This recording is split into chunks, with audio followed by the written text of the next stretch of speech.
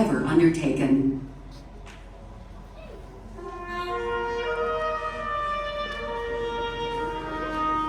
When I was a kid, I used to dream about flying through space. Every week on TV, I'd watch my heroes as they jumped into their rocket ships and took to the stars. And I wanted to be like them. They had courage, imagination, and no problem ever stood in their way for long. You know, in the end, when we actually did send men into space, it turned out that those were exactly the qualities it took. I'm John Hudson. This is Pad 39 of the Kennedy Space Center. I was a launch controller here when from this very spot, man took off to fly to the moon. It was a journey that began 12 years before that rocket ever left the ground. And it started on the other side of the world.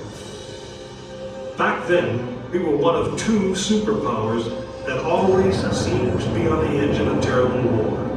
In 1957, the Soviet Union launched the first ever man-made satellite into Earth orbit.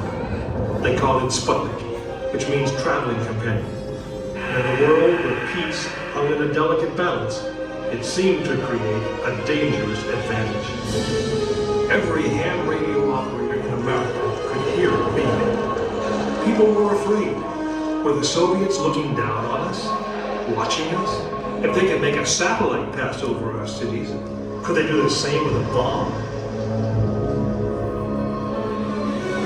Our own space program kicked into high gear, and less than 2 months later, we were ready to launch our own satellite.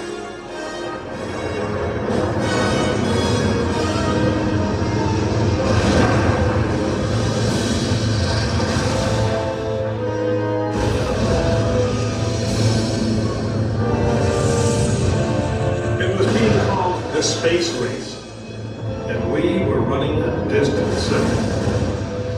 In 1961, we fell even further behind.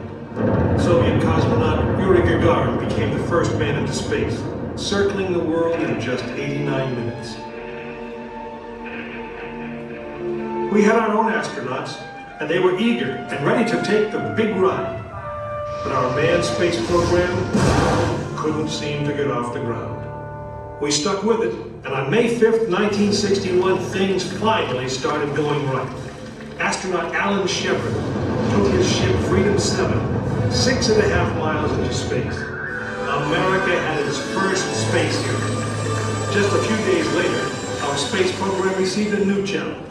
But this one did not come from the Soviet Union. It came from our young president. In one inspiring moment, he changed the mission from one based in fear of the present to one of hope for the future.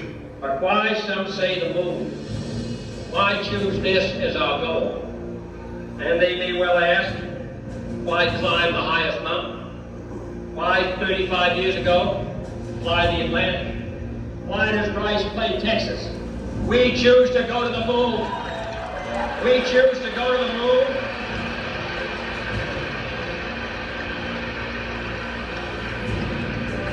We choose to go to the moon in this decade and do the other thing.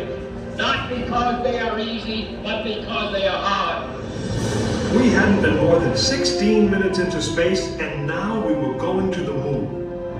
We would have to design a rocket the size of a 36-story office building, put it together with the precision of a microscope, and accelerate it to the speed of a bullet. Then we would have to guide it to a moving target 250,000 miles away. Many people thought it was an impossible dream, but 400,000 of us set about making that dream a reality. It would be the longest, most hazardous voyage that any man had dared to attempt. But step by step, mission by mission, we orbited the Earth, perfecting the skills and technologies we would need on this incredible journey.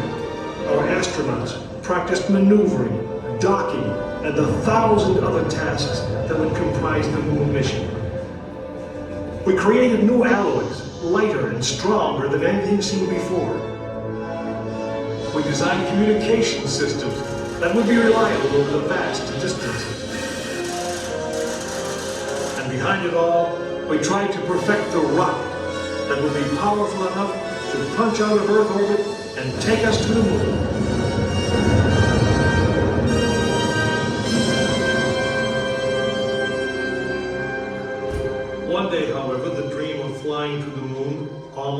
slipped away.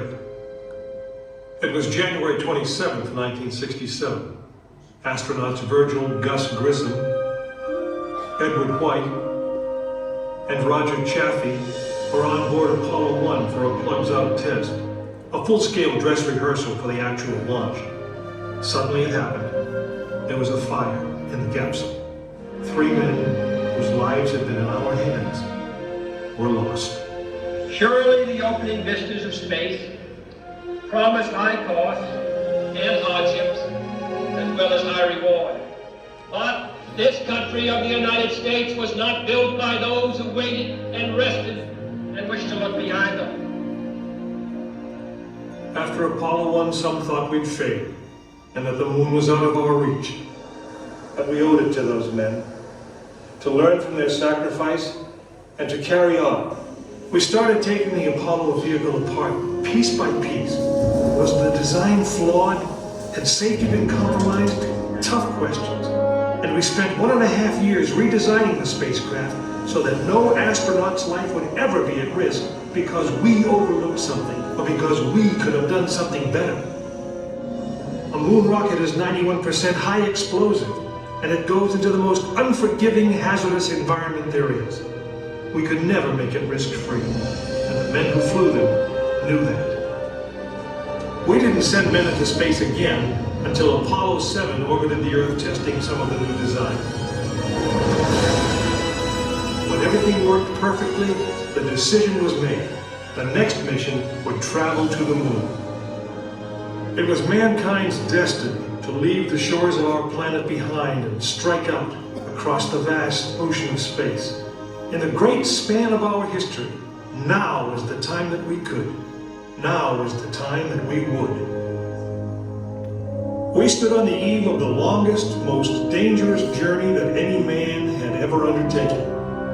And it would be taken by Frank Borman, James Lovell, and William Anders, the crew of Apollo 8. Through those doors, you'll find the firing room, launch control, just as it was on December 21st, 1968.